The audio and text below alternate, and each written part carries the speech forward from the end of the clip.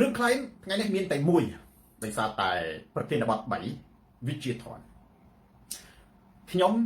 បានឃើញក្រសួងព័ត៌មានពាក់ព័ន្ធជាមួយនឹងការបញ្ចេញមតិឬក៏សកម្មភាពរបស់លោកអុកម៉ៅជនជាតិដើមភាគតិចខ្មែរអាសុកឡេវថាលោកអុកម៉ៅបានអនុវត្តតួនាទីមានទំនោរទៅរកអ្វីមួយឬក៏ដែលគេហៅថាខុសពីវិជ្ជាជីវៈសារព័ត៌មានអ្វីណាខ្ញុំម្សិលមិញនិយាយរឿងអុកម៉ៅស្ទូឌីយោស្រុកខ្មែរដែលជាជនជាតិដើមភាគតិចហើយខ្ញុំនៅតែនិយាយដដែលបើសូនតារាទៅដឹកនាំប្រទេសស្អែកខ្ញុំនឹងរៀបចំឲ្យមានសាលាភាសានិងអភិរក្សវប្បធម៌ជនជាតិដើមដូចជាសាលាភាសាខ្មែរចរាយខ្មែរគួយឬក៏ខ្មែរភ្នំនឹងជនជាតិដទៃទៀតខ្ញុំនេះបើសិនជាខ្ញុំធ្វើឧទាហរណ៍ថាប្រទេសបើសូនតារាមិនមែនជាដឹកនាំប្រទេសក៏ដោយហើយប្រទេសកម្ពុជាមានសន្តិភាពពិតប្រាកដមិនមែនសន្តិភាពនៃភាពគេចង់និយាយថាអធិតកោដែលមានឈ្មោះថាសន្តិភាពបើកម្ពុជាមានសន្តិភាពពិតប្រាកដមានគណៈបកប្រឆាំងដូចជានៅជប៉ុនទីខ្ញុំនិយាយពីជប៉ុនមានអង្គការសង្គមស៊ីវិលអាចធ្វើសកម្មភាពខ្លួនឯងក៏ខ្ញុំអាចទៅធ្វើជាអង្គការមួយគឺបើកសាលាអភិរក្សយ៉ាងនេះកែវភាសាជនជាតិដើមភាគតិចបងប្អូនខ្លះថាយីចុះខ្ញុំនិយាយរំលឹកសាយវតាបន្តិចមុននឹងឆ្លើយតបជាមួយក្រសួងព័ត៌មានចុះបើជនជាតិខ្លះក៏អត់ចេះភាសាផងគាត់ចេះនិយាយតគ្នានឹងយើងអាចប្រើភាសាខ្មែរជាតួអក្សរភាសាគាត់បានហេតុអ្វីសរុបឯពីព្រោះយួនប្រើភាសាបារាំងឬក៏ឡាតាំងដើម្បីសរសេរជាភាសាយួនដែលអក្សរដើមរបស់ខ្លួនត្រូវលុបបំបាត់ចោលទេមួយហេតុអីបានជាខ្ញុំហ៊ាននិយាយយ៉ាងដូច្នោះបងប្អូនវាស្របទៅនឹងគោលនយោបាយរបស់អង្គការសហប្រជាជាតិគឺ UNESCO ដូចជាអ្នកអភិរក្សប្រាសាទអង្គរវត្តណាពៅសម្បូរដូចជាអ្នកអភិរក្សតំបន់នានាបងប្អូនមានដឹងអ្នកកសាងជួសជុលប្រាសាទទូទាំងប្រទេសនៅក្នុងប្រទេសកម្ពុជាគឺជាគម្រោងរបស់ UNESCO ហើយបើសិនជាសូនតារាធ្វើគម្រោងនេះណាបងប្អូននឹងមានការគ្រប់គ្រងផ្នែកហិរញ្ញវត្ថុអានឹងបានជាខ្ញុំចង់និយាយសង្កត់ធ្ងន់ចំណុចថានៅលើពិភពលោកយើងនេះគេការពារនិងរហូតប្រទេសខ្លះមានច្បាប់ថែរក្សាជនជាតិដើមភាគតិចគេខ្លាចបាត់បង់ណាបងប្អូនតិចទៀតទៅគេមិនចង់ឲ្យវាទៅដៃណូស័រគឺថាវាមានតែនៅក្នុងបញ្ជីស្រុកយើងបងប្អូនយូរទូដូចគ្មានដឹងខ្ចល់លេងទេបងប្អូនណានិយាយចុះនិយាយអញ្ចឹងប្រទេសនោះអភិវឌ្ឍទៅអភិវឌ្ឍណាស្មើអូស្ត្រាលីមហាអំណាចសេដ្ឋកិច្ចទៅអភិវឌ្ឍណាស្មើនៅអាមេរិកទៅអភិវឌ្ឍណាស្មើស្រុកបារាំងដែលជនជាតិដើមភាគតិចត្រូវបានគេអភិរក្សណាបងប្អូនត្រូវបានគេការពារណាហើយមានសិទ្ធិពិសេសទៀតចឹងបានខ្ញុំនិយាយកាលពីម្សិលមិញសៀងគិនជាជនជាតិដើមភាគតិចអ្នកណាចេះភាសាចេះរាំរបាំបើកប្រាក់ខែឲ្យគេថាចឹងរដ្ឋមានលុយណាចឹងគាត់មានរាប់ម៉ឺនអ្នកឯណាគម្រោងថវិការដ្ឋមកអ្នកណាដែលចេះរាំរបាំជនមិនមែនខ្មែរចឹងទៅរាំរបាំជនជាតិភាគតិចជនជាតិភាគតិចខ្លួនឯងហ្នឹងចេះនិយាយភាសាចេះរាំរបាំខ្លួនឯងណាចេះអក្សរខ្លួនឯងខ្ញុំបើកប្រាក់ខែឲ្យដោយបារាំងបើកប្រាក់ខែឲ្យសូនតារាទៅរៀនចឹងជាងប៉ុណ្ណាមួយឥឡូវខ្ញុំត្រឡប់មកនេះសុំមនុស្សរឿងក្រសួងសុខបណ្ឌិតសុខព័ត៌មានគាត់បានលើកអំពីសកម្មភាពរបស់អុកម៉ៅថាខុសវិជ្ជាជីវៈនិងមាននិន្នាការទៅរកអ្វីមួយចចកខ្មៅកាណាដាខ្ញុំសូមឆ្លើយថាចេះចំណាលឈួតសុតបងប្អូនចន្ទាដាខ្ញុំអានលិខិតរបស់ក្រសួងព័ត៌មាននោះគឺឈួតសុតមកអានេះគេថាតេស្តឌីលចំសុផាតបុគ្គលគូតេស្តឌីលឡើងឋានសួគ៌ដូចជាចាប់ដាក់ឈួតតើក្រសួងព័ត៌មានហ្នឹងជាក្រសួងព័ត៌មានឬក្រសួងលក្ខព័ត៌មានសំណួរខ្ញុំទី1ខ្ញុំចង់និយាយប្រាប់បងប្អូនតែប៉ុន្តែខ្ញុំដឹងហើយថាព័ត៌មាននៅក្នុងរបបកុម្មុយនីសផ្ដាច់ការគឺជាព័ត៌មានប្រឌិតភូតអួតបងប្អូនភូតអួតណាប្រឌិតភូតអួតបងប្អូនខ្ញុំថែមពាក្យមួយទៀតណាឥឡូវខ្ញុំនិយាយបន្តិចខ្ញុំនិយាយ3ចំណុចធំៗនៅក្នុងគ្រឿងផ្លែនេះចៅនេះអ្វីទៅដែលហៅថាព័ត៌មានអ្វីទៅដែលហៅថានិន្នាការអ្វីទៅដែលហៅថាលំអៀង អ្វីទៅដែលហៅថាក្រមវិជ្ជាជីវៈបងប្អូននៅក្នុងប្រទេសកម្ពុជាក៏ដោយនៅក្នុងប្រទេសបារាំងក៏ដោយសុផាតប្រិសរនៅក្នុងប្រទេសណាក៏ដោយបើយើងនិយាយនៅក្នុងពិភពសារព័ត៌មានគេតែងតែបែងចែកអ្នកសារព័ត៌មានអាជីពទៅតាមជំនាញខ្មែរយើងបច្ចុប្បន្នអ្នកសារព័ត៌មានហ្នឹងគឺនៅសល់តែអ្នកសារព័ត៌មានផ្សាយផ្ទាល់គ្រោះថ្នាក់ចរាចរណ៍ទេណាអត់ដឹងទីក្រសួងព័ត៌មានមួយទាំងមូលចាញ់សូនតារាក្រសួងព័ត៌មានមួយចាញ់សូនតារាបិទក្រសួងចោលទៅឃើញទេហើយបើថាអត់ទេរដ្ឋមន្ត្រីនឹងមិនបាច់ទៅធ្វើស្អីទេអង្គុយផ្សាយអង្គុយមើលទូរទស្សន៍សូនតារានោះបងប្អូនសារព័ត៌មាននៅលើពិភពលោកមនីកុសលគឺគេបែងចែកទៀតថាផ្នែកពាណិជ្ជកម្មផ្នែកនយោបាយផ្នែកសង្គមផ្នែកសេដ្ឋកិច្ចឆាយាសច្ចាមែនទេផ្នែកវប្បធម៌ផ្នែកវិភាគបងប្អូនមានដឹងនៅស្រុកបារាំងដូចគ្នាអ្នកដែលធ្លាប់មើលទូរទស្សន៍បារាំងទេទូរទស្សន៍បារាំងគេហៅថាអ្នកសារព័ត៌មានហៅ journalist ហ្នឹងគេមាន journalist ផ្នែក geography ពេលថាគេហៅថាអ្នកសារព័ត៌មានផ្នែកភូមិសាស្ត្រអ្នកសារព័ត៌មានផ្នែករាយការណ៍ពិសេសអ្នកសារព័ត៌មានផ្នែកសេដ្ឋកិច្ចអ្នកសារព័ត៌មានផ្នែកនយោបាយអ្នកសារព័ត៌មានផ្នែកទិន្នន័យអ្នកសារព័ត៌មានផ្នែកវិទ្យាសាស្ត្រនៅក្នុងប្រទេសកម្ពុជាបើកាលពីសារព័ត៌មាននៅជាច្រើនណាស់ក៏គេបែងចែកចឹងដែរឧទាហរណ៍ថាសារព័ត៌មាន The Cambodia Daily ឬក៏សារព័ត៌មាននៅភ្នំពេញប៉ុស្តិ៍ក៏គេបែងចែកចឹងដែរតែអត់ដឹងខ្ចល់អីឲ្យសូនតារានិយាយប្រាប់ទៅកាន់រដ្ឋមន្ត្រីក្រសួងព័ត៌មានអត់ដឹងថាព័ត៌មានគេបែងចែកស្អីខ្លះព័ត៌មានច្រើនណាស់បងអ្វីដែលសូនតារានិយាយត្រឹមកម្រិតដឹងឯងវានៅលាក់មានច្រើនទៀតមិនមែនមនុស្សម្នាក់ទៅយកព័ត៌មានគ្រប់យ៉ាងទេណាឧទាហរណ៍ថាព័ត៌មានសេដ្ឋកិច្ចគឺគេមានផ្នែកក្រុមខាងសេដ្ឋកិច្ចហ្នឹងអ្នកសារព័ត៌មាននេះគេនិយាយស្រាវជ្រាវសេដ្ឋកិច្ចទេឧទាហរណ៍ព័ត៌មាននៃនិយាយអំពីនយោបាយគឺមានអក្រុមនយោបាយមែនទេអានេះពួកហ្នឹងក៏វាស្រាវជ្រាវលើនយោបាយទេនយោបាយគេបែងចែកទៀតគេហៅថាពួកអ្នកសារព័ត៌មានល្អិតទៅទៀតណាមិនមនុស្សម្នាក់អាចទៅធ្វើកិច្ចការទាំងអស់ទេគេមានហៅថាអ្នកសារព័ត៌មាននយោបាយតំបន់សារព័ត៌មាននយោបាយក្នុងស្រុកតំបន់ពិភពលោកវាមានចេះទៀតហើយអ្នកសារព័ត៌មានហ្នឹងឧទាហរណ៍ថានៅក្នុងសេដ្ឋកិច្ចវាមានអាសេដ្ឋកិច្ចគេពុះទៀតអ្នកសារព័ត៌មានសេដ្ឋកិច្ចក្នុងស្រុកសេដ្ឋកិច្ចតំបន់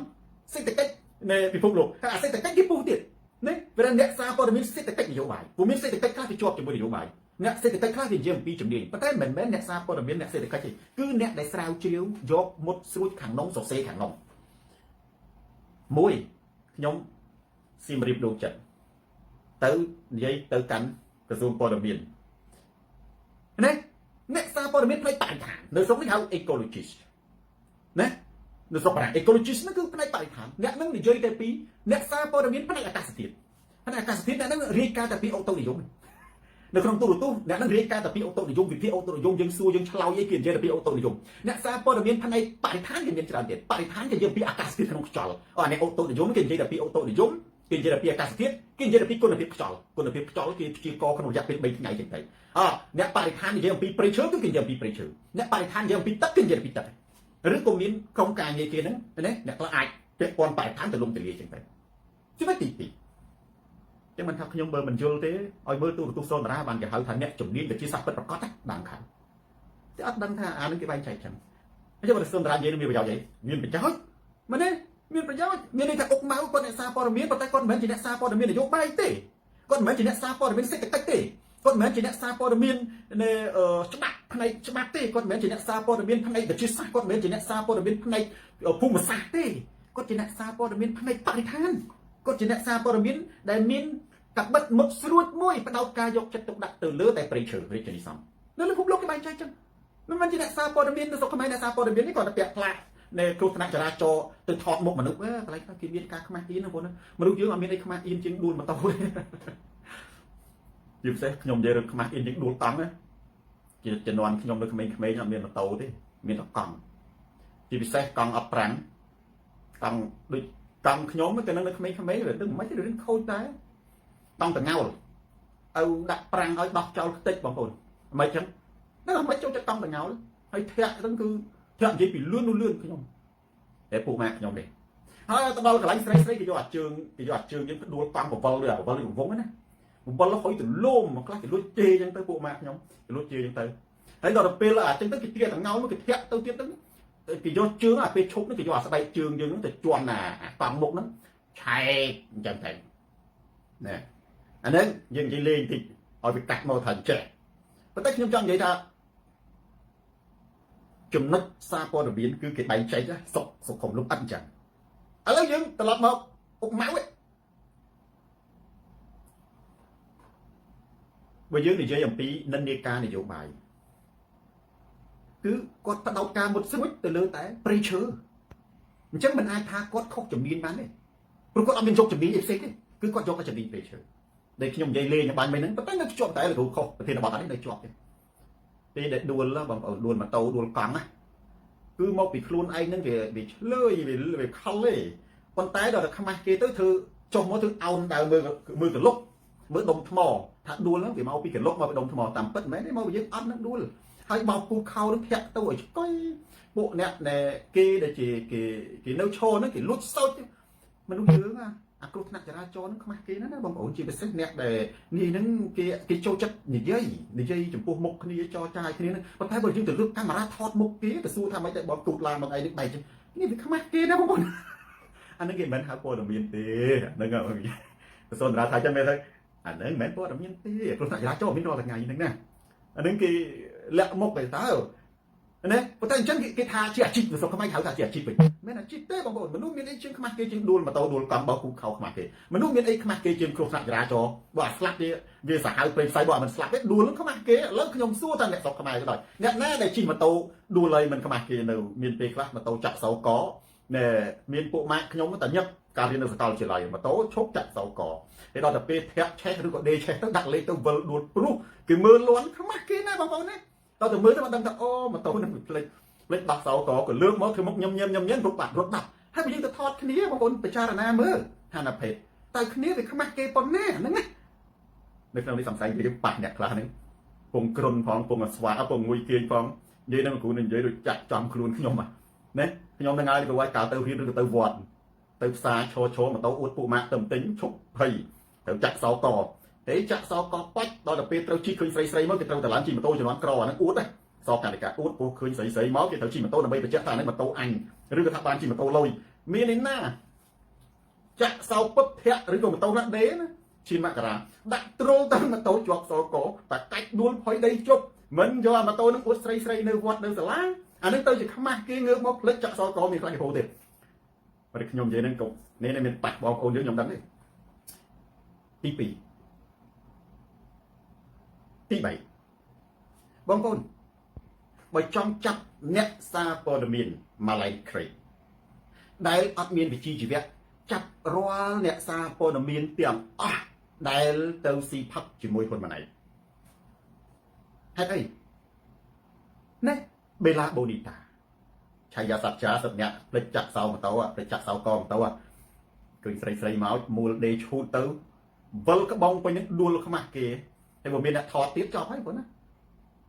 តែមកខ្ញុំនិយាយដល់ខ្ញុំសំណូមពរចិត្តខ្ញុំថាគ្រោះថ្នាក់ចរាចរណ៍កុំទៅថតមុខគ្នាវិញគ្នាខ្មាស់គេខ្ញុំសូមតារានិយាយចឹងបែបបងប្អូនខ្លះគាត់ដឹងគាត់អគាត់ថាលោកគ្រូត្រូវខ្មាស់គេណាប៉ុន្តែបើគ្នាអ្នករងគ្រោះបែបហ្មងគ្នាចង់ឲ្យយើងថតវាចេះវិញមិនទេប៉ុន្តែបើថតហ្នឹងបើដល់ជ្រៅជ្រះថាបន្តិចតួចទេគ្នាខ្មាស់គេណាមានតែខ្លះគ្នានិយាយសម្ភាសទៅគេយកអាត្រូលយកសម្ដីគ្នាទៅត្រូលលេងសើចប្រពេញអា Facebook ហ្នឹងទៅទៀតអានឹងសិតតែជារឿងយកគ្នាទៅបង្អាប់ណាអានឹងមិនមែនជាសារព័ត៌មានអាជីពទេប៉ុន្តែយើងគួរឲ្យសោកស្ដាយសំណត់ណាស់នៅក្នុងប្រទេសកម្ពុជាវាអស់ហើយហេងសវណ្ណវានៅសល់តែសារព័ត៌មានអញ្ចឹងបើខ្ញុំអត់មានបន្ទោសគ្នាទេខ្ញុំអ្នកសារព័ត៌មានអត់មានបន្ទោសទេបាទគាត់ប៉ុន្តែខ្ញុំថាមើលកលៈទេសៈផងអញ្ចឹងមានពេលខ្លះកុំទៅសម្ភាសមុខគ្នាអីឥឡូវចំណុចទី3មុននឹងខ្ញុំចូលដល់ប្រធានបទចុងវាសនាអ្នកដែលទៅផឹកស៊ីជាមួយហ៊ុនម៉ាណែត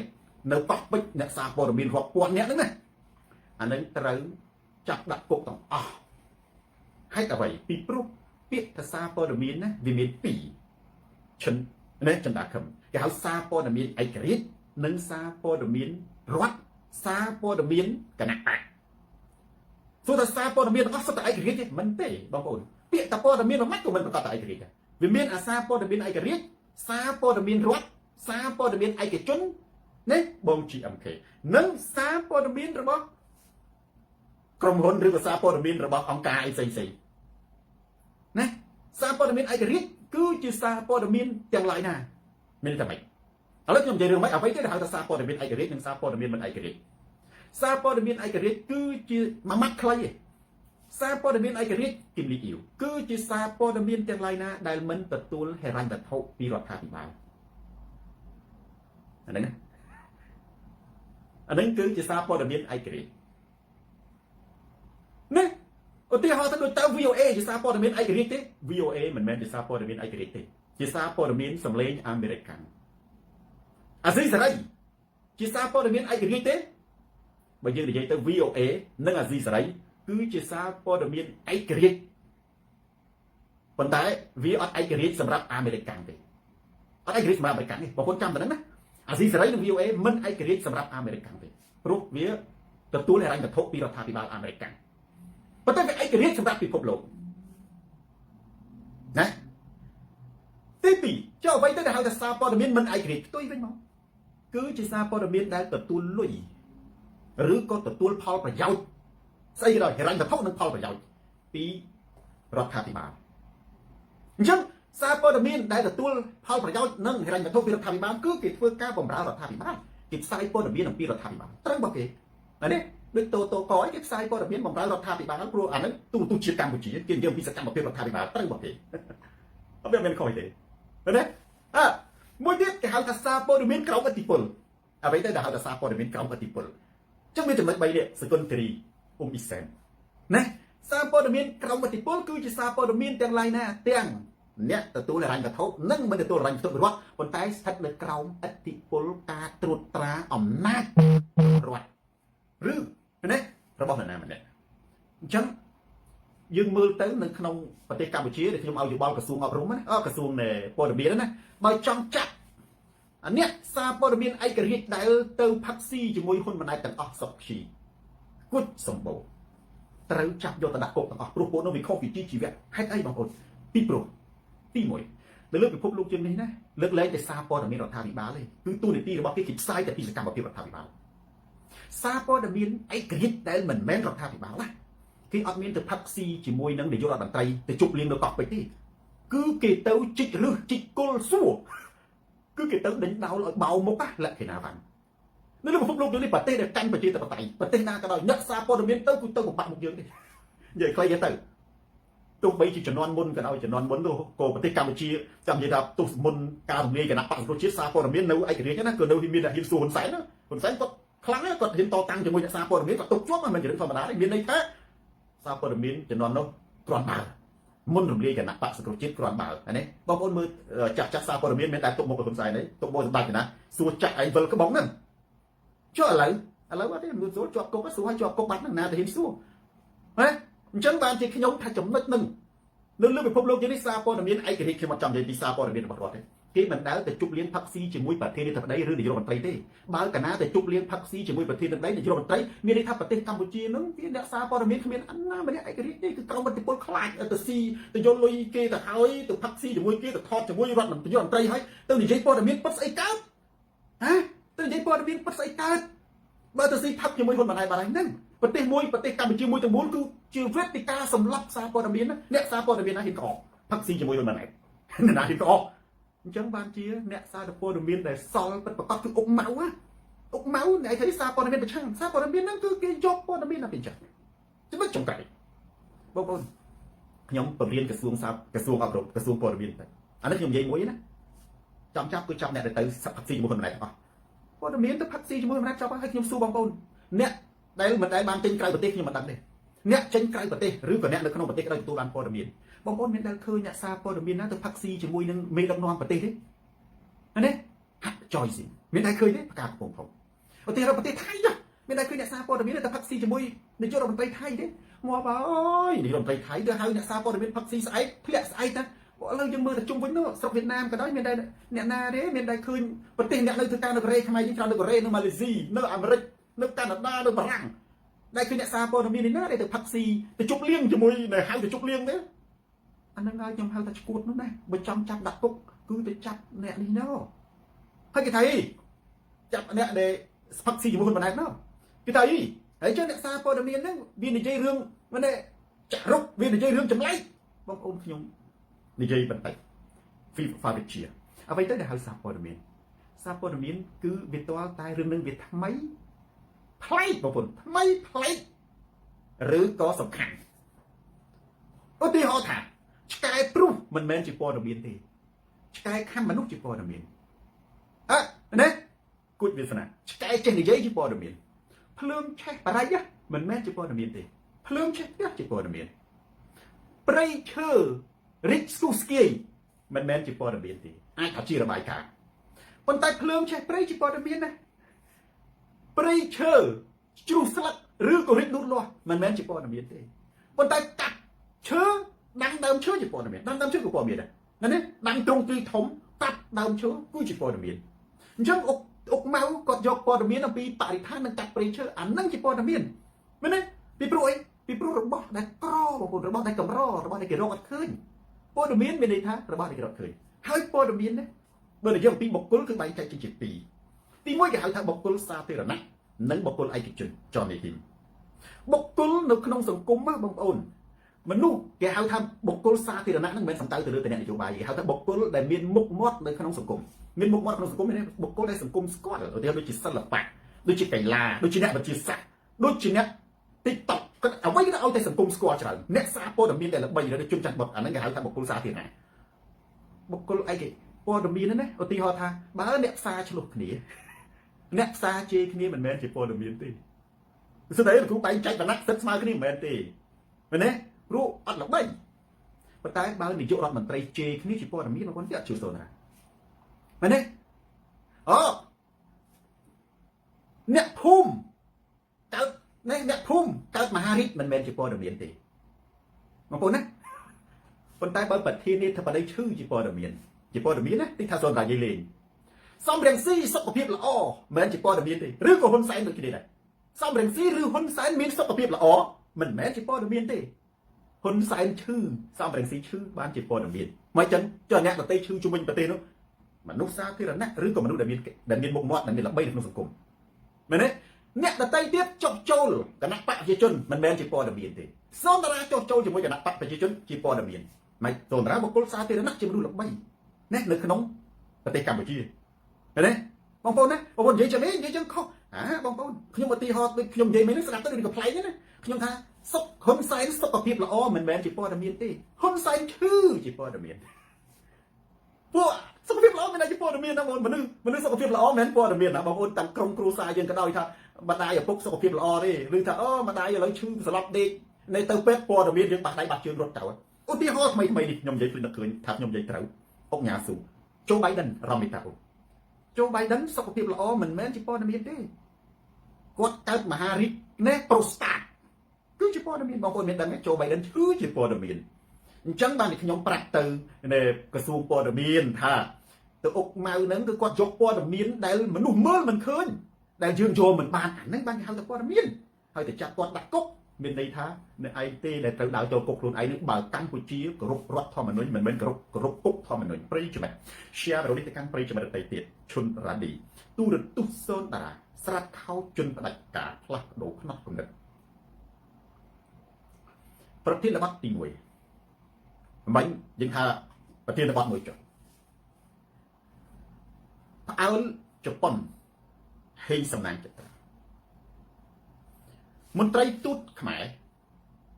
គម្រាមអតីតក៏សន្ទុះគម្រាមតំណាងរាជជប៉ុនលោកណេណៅតូឥឡូវនេះនៅប្រទេសជប៉ុនមិនមែនប្រទេសកម្ពុជាគឺណៅតូបានលើកវានៅក្នុងរដ្ឋសភាហើយផ្អើលរដ្ឋសភារហូតដល់រដ្ឋាភិបាលជប៉ុនក្រសួងការបរទេសជប៉ុននឹងតោះហៅមន្ត្រីទូតខ្មែរព្រឹទ្ធទីលោកបងប្អូនមានចាំសម្ដីសូនរានិយាយកាលពីថ្ងៃពុធថ្ងៃនេះថ្ងៃសៅរ៍ថ្ងៃសៅរ៍ថ្ងៃពុធកាលពីនិយាយទៅដាច់វីដេអូមួយកណាត់ណាចាំតារាត្បូងខ្មុំខ្ញុំនិយាយថាប្រទេសជប៉ុនណាអត់មានដូចប្រទេសកម្ពុជាទេតំណាងរាស្ត្រមានតម្លៃណាម្នាក់អាចធ្វើឲ្យរដ្ឋសភាជប៉ុនមួយផ្អើលបានអ្នកណាចាំសម្ដីសូនរាទីនោះគណៈបកប្រជាជនខ្លួនឯងក៏ដោយក៏ប្រហែលជាមិនស្មានសូនរានិយាយលេងទេស្មានគិតថាអានោះវាមានមាត់សូនរាជានិយាយមនុស្សម្នាក់ស្រុកខ្មែរនោះតំណាងរាស្ត្រឲ្យទាំងអស់500នាក់ក៏ដោយឃើញទេអង្គុយតែលើកឲ្យតែលាក់ដៃទេដល់ហ៊ុនសែនថាប្រទេសកម្ពុជានឹងអាចគោនឹងក្រអូបជើងទាំងអស់លើកដៃអនុម័ត7ចឹងទៅប្រទេសកម្ពុជាយើងនឹងទន្លេ4មុខនឹងគឺតូចជាងថ្លុក នៅមុខផ្ទះសម្ដេចលើកដៃអនុម័តទលេ4មុខតូចជាងធ្លុកមុខផ្ទះសម្ដេចទៅចឹងណាបងប្អូនខ្ញុំចង់តែបងប្អូនទៀតប៉ុន្មានដែលពីថ្ងៃពុធមានអ្នកណាចាំបានណែភក្ត្រាស្មោះស្នេហ៍នៅភក្ត្រាស្មោះស្នេហ៍គាត់ចាំហ្នឹងនេះសុភ័ណ្ឌសគាត់ចាំហើយតែបានខ្ញុំរំលឹកមានន័យថាខ្ញុំនិយាយមុនណាមិនមែនមានន័យថារឿងហ្នឹងកើតឡើងហើយទើបខ្ញុំនិយាយទេចាំតារានរ៉ាទៀតគឺឥឡូវគឺវាការពិតមែនតំណាងរាស្ត្រមួយបងប្អូនគេគោរពណាស់នាយករដ្ឋមន្ត្រីក៏គោរពតំណាងរាស្ត្រម្នាក់ដែរហេតុអីពីព្រោះតំណាងរាស្ត្រម្នាក់ណាគឺស្មើនឹងប្រជាជនចំនួនប្រមាណអ្នកដែលគេបោះឲ្យគោរពតំណាងរាស្ត្រម្នាក់ស្មើនឹងគោរពប្រជាជនប្រមាណអ្នកនៅក្នុងប្រទេសកម្ពុជាតើអ្នកណាស្គាល់តំណាងរាស្ត្រខ្មែរមួយទេតំណាងរាស្ត្រខ្មែរបច្ចុប្បន្នហ្នឹងតំណាងរាស្ត្រឬក៏ស្អីប្រជាជនណាដែលមានចុះទៅនៅកំពង់ស្ពឺអ្នកកំពុងស៊ឺមានស្គាល់តំណាងរាស្ត្រទេនៅស្រុកនេះគេស្គាល់ឡើងបងនៅខេត្តខ្ញុំមិនមែនខ្ញុំមិនបារាំងបងនេះគេស្គាល់គេប្រជុំអុលមុខចំហើយតំណាងរាស្ត្រនៅតំបន់ណានៅក្នុងសភាគេការពាររាស្ត្រតំបន់ហ្នឹងពីព្រោះគេតំណាងឲ្យប្រជាជនបំរើឲ្យផលប្រយោជន៍ប្រជាជននៅតំបន់ហ្នឹងតំបន់មិនដុលខ្មែរគេច្រើនតំបន់ថាតំណាងរាស្ត្រកំពង់ចាមគេនិយាយគាត់មិនខ្វល់គេការពារប្រយោជន៍ខេត្តកំពង់ចាមគេការពារប្រយោជន៍តែខេត្តកំពង់ធំហ្នឹងប្រជាជនកំពង់ធំមានរឿងអីគេទៅលុកនៅក្នុងរដ្ឋាភិបាលលុកក្នុងសភានឹងគេប្រជាជននឹងគេការពារមិនចឹងចឹងឯងបានអំណាចពីប្រជាជនប្រជាជនបោះឲ្យទៅស្រុកខ្មែរមានឯណាបងប្អូនមានការបោះឆ្នោតឯណាប្លន់រៀបចំបន់បោះឆ្នោតទៀតទៅមនុស្សទៅអង្គុយលើកដៃទៅទលា4មុខតូចជាងធ្លុកមុខផ្ទះហ៊ុនសែនក៏លើកដៃទៅបាទនេះអាចគោនឹងគឺមានរសជាតិក្រអូបជាងទឹកអត់ក៏លើកដៃទៅអានឹងណាស្រីយើងវាទៅនិយាយចឹងដែរឥឡូវប៉ិតដូចសូនប្រាប់ថាអញ្ចឹងខ្ញុំប្រធានបទនេះបងប្អូនរំលឹករូបមន្តសូនតារាដែលខ្ញុំហៅថាជារូបមន្តវិទ្យាសាស្ត្រហើយតែងតែត្រូវសេងគ្រីសរូបមន្តហ៊ុនបូកនឹងខ្សែនេះណាខ្ញុំនិយាយតាំងពីឆ្នាំ2018ដែលខ្ញុំចំណាំខ្ញុំផ្សាយផ្ទាល់ក្រោយរំលាយគណៈបកសង្គ្រោះជាតិមកតាំងពីឆ្នាំ2018សួងឈៀនរូបមន្តនេះត្រូវជានិច្ចប៉ុន្តែបងប្អូនយើងអត់សូវចាប់អារម្មណ៍បាទនេះគាត់តែចាត់ទុកជារឿងធម្មតាថាវីលូឥឡូវបងប្អូនកុំភ្លេចបើស្គាល់ហ៊ុនសែនស្គាល់តែពាក្យពីរម៉ាត់ទេយូអេងគម្រាមហើយនឹងបោកគម្រាមបោកគម្រាមគម្រាមបោកគម្រាមគម្រាមបោកគម្រាមអត់មានអីលើពីប៉ុណ្ណឹងទេឥឡូវនេះគម្រាមមិនឆ្អែតនៅក្នុងប្រទេសកម្ពុជាគូគម្រាមដល់តំណាងរាស្ត្រជប៉ុនដែលជាម្ចាស់ជំនួយដ៏ធំនៅក្នុងប្រទេសកម្ពុជាមិនមែនជារឿងធម្មតាទេប៉ុន្តែបងប្អូនយើងគណៈបកប្រជាជនគេអាចច្បាស់ជានិយាយថាទីទូតមិនក៏សូនតារាដាក់ថាហ៊ុនពាក់ព័ន្ធជាមួយហ៊ុនបងប្អូនប្រទេសកម្ពុជាអត់មានទូតកម្ពុជាទេមានតែទូតហ៊ុនបងប្អូនចាំណារដ្ឋសភាកម្ពុជាស្រុកខ្មែរអត់មានសភាកម្ពុជាទេ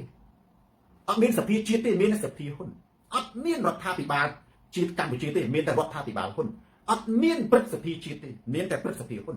អត់មានទូតជាតិទេមានតែទូតហ៊ុននិយាយឲ្យចំកុំបាច់និយាយពីដល់អពតមិនយកទៅវាយចោលវាថាយកទៅរៀនសូត្រនិយាយថាយកទៅសម្លាប់ណែសេងគ្រីសសម្រាប់ថាយកទៅសម្លាប់មកគណៈបព្វជិជនគេប្រើថាទូតនៅកម្ពុជាខ្ញុំថាទូតហ៊ុនសុផាន់រិទ្ធមួយទី2ក្រៅតែពីចាំរូបមន្តសូនតារាបងប្អូនមានដឹងថាហេតុអ្វីបានជាទូតហ៊ុនណាចូលចិត្តគម្រាមពីព្រោះឆ្នាំងណាគ្រប់នឹងបើមេដឹកនាំនឹងជេរគម្រាមសម្លុតបន្ទាត់ខាងក្រោមនឹងគឺដូចគ្នាទាំងអស់អានឹងបើនិយាយឲ្យងាយយល់ប៉ុន្តែបើអ្នកខ្លះគេរៀនខាង logic រៀនខាងគណិតវិទ្យាមានអ្នកដែលមានចំណេះដឹងខ្ពស់ខាងគណិតវិទ្យាណាម៉ូរីបូរ៉ាគឺបើកាលណាគេប្រៀបធៀប logic បែបគណិតវិទ្យានេះបើទៅបើ A ធំជាង B តូចជាង C ដូច្នេះ A ធំជាង C គឺវាទាញមកអញ្ចឹងវាទាញខ្សែវាមកអញ្ចឹងបងអានេះគេនិយាយពួកគេនិយាយពីផលធៀប logic ហ្នឹងប៉ុន្តែយើងសួរថាតើ logic ហ្នឹងអាចប្រើនៅក្នុងសង្គមបានទេបានគឺត្រូវហ្មង logic ទស្សនវិជ្ជាណាម៉ាតិគឺត្រូវហ្មងអត់ខុសទេឥឡូវខ្ញុំសួរមើលបើសូនតារានិយាយថាបើកាលណាមេអាក្បាលម៉ាស៊ីនហ្នឹងវាមានរូបរាងយ៉ាងម៉េចអាប្រព័ន្ធរត់ទាំងមូលមានរូបរាងអញ្ចឹងបើអាមេខាងលើហ្នឹងបោកឲ្យនឹងជេអាប្រព័ន្ធខាងក្រោមហ្នឹងគឺដើម្បីបានបុណ្យស័ក្តិជាបូណាដើម្បីបានមុខមាត់ដើម្បីបានអំណាចបានលៀបសក្ការៈត្រូវធ្វើឲ្យស្របជាមួយមេ គូត្រូវតែគម្រាមឲ្យនឹងជីមានពេលខ្លះយើងឃើញទូតនឹងគម្រាមគាត់ជួនកាលគាត់គម្រាមដើម្បីយកចិត្តហ៊ុនសែនព្រោះហ៊ុនសែនហ៊ុនម៉ាណែតគឺគេប្រើប្រាស់មធ្យោបាយគម្រាមចាប់ដាក់គុកដូច្នេះនរណាដែលទៅគម្រាមទៅចាប់ដាក់គុកអ្នកនឹងទទួលបានបុណ្យស័ក្តិខ្ពស់ហើយពីព្រោះភាពផ្ទុយគ្នារវាងមនុស្សហើយនឹងបិសាចវាក៏គ្នាចេះ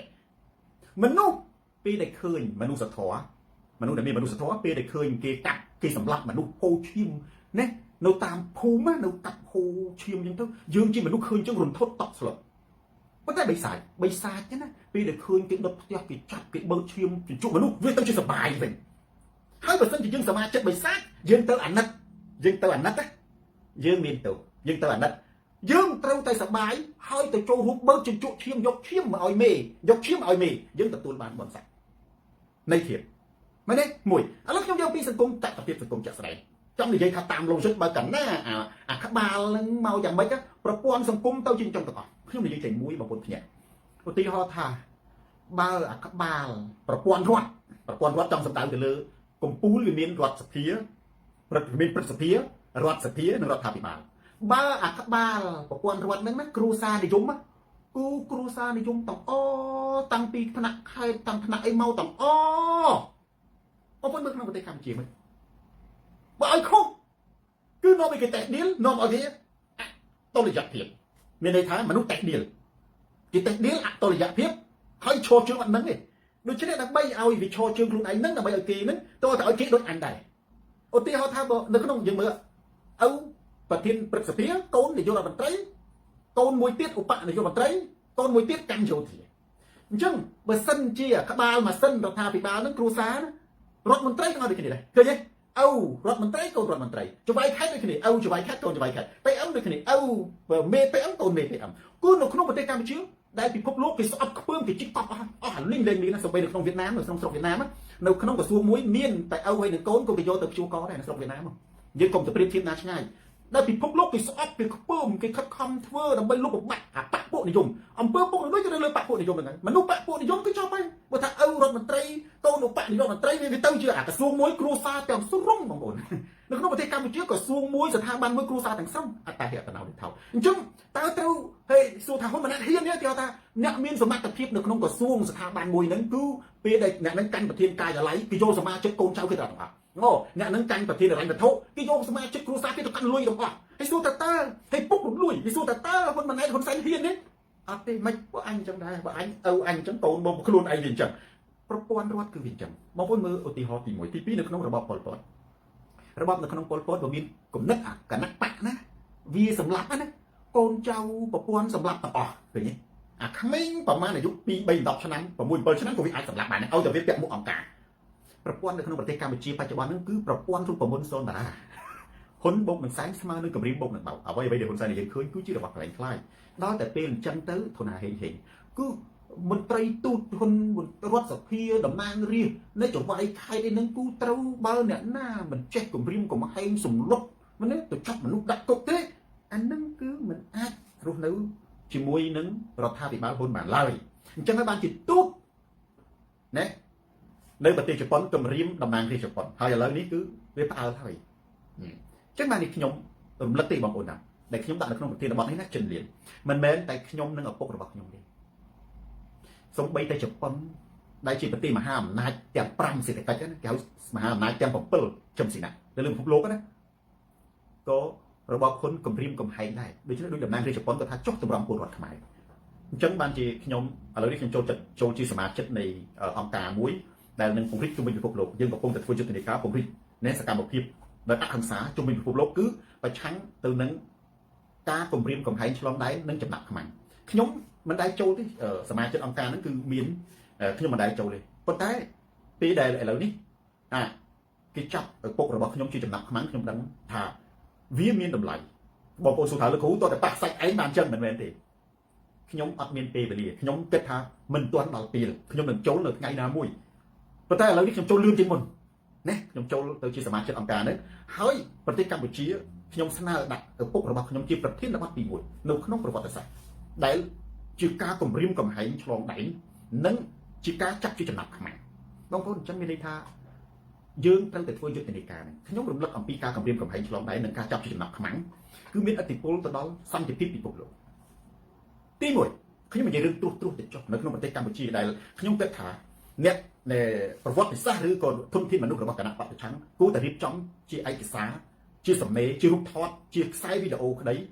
រឿងសង្ខេបក្តីបង្ហោះបង្កើតទៅក្នុង website ឬក៏ចែកចាយវីដេអូនៅក្នុងបណ្ដាញសង្គមខ្លីៗឬក៏ចែកចាយឯកសារហ្នឹងជាឯកសារផ្លូវការមុនយើងធ្វើឲ្យមានលក្ខណៈវិទ្យាសាស្ត្រជាចងក្រងដូចបងប្អូនពិភពលោកយើងនេះប្រទេសមួយដែលទៅជាមហាអំណាចសុទ្ធតែជាប្រទេសដែលមានលក្ខណៈវិទ្យាសាស្ត្រគេប្រទេសដែលបង្កើតចងក្រងឯកសារស្រាវជ្រាវបលាល័យធំដូចជានៅអាមេរិកនៅបារាំងឯនោះស្អីក៏គេធ្វើជាឯកសារដែរឬក៏ពេកកប៉ុកយើងនៅផ្នែកម្ដងក៏គេប្រែក្លាយទៅជាឯកសារដែរខ្ញុំប្រៀបប្រទីហោសូនតាណាព្រោះតែចង់ឲ្យខ្ញុំចោះចូលនិងចង់បបិទមាត់ខ្ញុំឪពុករបស់ខ្ញុំនិងក្រុមគ្រួសារខ្ញុំមួយទាំងមូលត្រូវចាប់ជាចំណាប់ខ្មាំងឪពុករបស់ខ្ញុំត្រូវគេចាប់យកទៅដាក់គុកដើម្បីបង្ខំឲ្យខ្ញុំបិទមាត់និងចោះចូលអានេះគឺជាការគំរាមកំហែងឆ្លងដែនមួយទី2មិនមែនតែសូនតារានិងឪពុកខ្ញុំទេគ្រាន់តែថាឪពុកខ្ញុំគេធ្វើជាក់ស្ដែងសូនតារាគេធ្វើជាក់ស្ដែងគេឲ្យឃើញតែម្ដងមែនទេគឺគេធ្វើសូនតារាមួយគឺគេព្រមានជាការមិនមែនបងប្អូនច្រឡំការចាប់ឪពុកសូនតារាដាក់គុកម្នាក់មិនមែនព្រមានគម្រាមតែសូនតារាទេគឺគម្រាមខ្មែរទាំងមូលនៅក្រៅប្រទេសនិងគម្រាមខ្មែរនៅក្នុងប្រទេសជាពិសេសគម្រាមគណៈបកប្រជាជនខ្លួនឯងដែលមានកូនមិនគ្រប់គ្រងគណៈបកប្រជាជនអានេះគឺកុម្មុយនីសគេធ្វើអញ្ចឹងពួកកុម្មុយនីសផ្ដាច់ការកុម្មុយនីសមានល្អយ៉ាងនេះគេថាកុម្មុយនីសផ្ដាច់ការគឺខ្មែរទាំងអស់ជុំវិញពិភពលោកត្រូវដកថយហើយអញ្ចឹងបានសូនតារាត្រូវតែដើរតួមួយថាបងប្អូនមើលខ្ញុំណាចូលបងប្អូនកុំដកថយហើយបងប្អូនកុំខ្លាចស្រីពៅបន្តធ្វើសកម្មភាពដ៏ល្អផូរផង់ដើម្បីយុត្តិធម៌ណាដើម្បីសិទ្ធិមនុស្សក្នុងប្រទេសកម្ពុជាបងប្អូនខ្លះដែលគេមិនទាន់ទាំងចាត់ផងគ្រាន់តែឃើញសូនតារាមួយនាំគ្នាភ័យបងប្អូនណាបងប្អូនឯណាដែលរងគ្រោះជាងខ្ញុំបងប្អូនពិចារណាមើលមែនទេម្ដាយរបស់ខ្ញុំឈឺឪពុករបស់ខ្ញុំនៅក្នុងគុកណាហើយគេគំរាមកំហែងបំភាយសាយភាយជំវិញណាប្រទេសអញ្ចឹងបងប្អូនកុំច្រឡំថាគេគំរាមតែសូនតារាមួយបងសិនមួយអញ្ចឹងបានខ្ញុំនិយាយទី1គឺសូនតារាជាក់ស្ដែងគេឲ្យគេចាប់ឪពុកខ្ញុំជាគំរូជាការបត់គំរាមកំហែងឆ្លងដែនមួយដែលចាប់ពីថ្ងៃនេះតទៅយើងត្រូវតែធ្វើយុទ្ធនាការហ្នឹងឲ្យខ្លាំងដើម្បីឲ្យពិភពលោកមែនទេនៅលើឆាកអន្តរជាតិហើយខ្ញុំមើលឃើញថាបច្ចុប្បន្ននេះលោកស្រីមូសុខួរតំណាងឲ្យជាចលនាជាមេដឹកនាំចលនាប្រជាធិបតេយ្យគឺបើមូសុខួរទៅដល់ណាបងប្អូននាំគ្នាទៅចូលរួមគាត់ទៅដល់ប្រទេសណាក៏ដោយព្រោះណាយើងពិចារណាមើលយើងនៅសុខគាត់ណាអាយុច្រើនជាងយើងទៅហើយ60-70ឆ្នាំហើយគាត់នៅតែធ្វើចលនាមិនឈប់ឈរណាផ្លាស់ទីពីកន្លែងមួយទៅកន្លែងមួយដូរម៉ោងដូរពេលដូររាត្រីអញ្ចឹងចលនារបស់មូសុខួរទៅដល់ប្រទេសណាខ្មែរទៅដល់ប្រទេសនឹងចូលរួមឲ្យបានច្រើនកកដើម្បីការពារប្រទេសកម្ពុជាពីគំរាមកំហែងឆ្លងដែនហើយយើងត្រូវតែធ្វើយុទ្ធនាការនេះដើម្បីនៅលើឆាកអន្តរជាតិខ្ញុំជឿថាពិភពលោកមិននៅនឹងកង់ទេបងប្អូននឹងមានការប្រែប្រួលទី2ប្រជាជនកម្ពុជាមួយទាំងមូលហេតុអីបានជាមនុស្សទៅទទួលទៅជួបហ៊ុនសែនហ៊ុនម៉ាណែតពេលដែលមកក្រៅប្រទេសគឺជាចំណាប់ខ្មាំងបងប្អូនណាបើសិនជាហ៊ុនសែនណាយុវជនខ្មែរអង្គរមិនចាប់ក្រុមគ្រួសារនិងទ្រព្យសម្បត្តិគេជាចំណាប់ខ្មាំងនៅឯក្នុងស្រុកក៏គេអត់ទៅជួបមុខហ៊ុនម៉ាណែតដែរគេមកជួបសូនតារាទេក៏គេអត់ទៅជួបមុខហ៊ុនសែនដែរអានេះនិយាយច្បាស់ចេះហេតុអីបងប្អូនដូចខ្ញុំនិយាយទៅបងប្អូនមានផ្ទះបងប្អូនក្រៅមាសក្រៅពេជ្រក៏ដោយបងប្អូនត្រូវតែទៅលេងស្រុកកំណើតទោះជាស្រុកកំណើតនឹងសិតតែផុកឲ្យគោក្របីក៏ដោយមិនមែនមានន័យថាស្រុកកំណើតរបស់បងប្អូនហ្នឹងវាមានទ្រព្យសម្បត្តិហូរហៀទេមូរីបូរ៉ាជាមនោសញ្ចេតនាដូចគ្នាអ្នកនៅក្រៅប្រទេសទាំងអស់ដែលគេទៅលេងស្រុកខ្មែរដោយសារទឹកដីខ្មែរវាអស់ចាជាទឹកដីកំណើតដែលគេស្រឡាញ់មិនមែនដោយសារហ៊ុនសែនទេប៉ុន្តែបើសិនជាហ៊ុនសែនគាត់ដឹងគាត់យកអានេះគេចំណាប់ខ្មាំងនាំឲ្យមនុស្សនឹងទៅទទួលហ៊ុនសែនដើម្បីដោះដូរទេ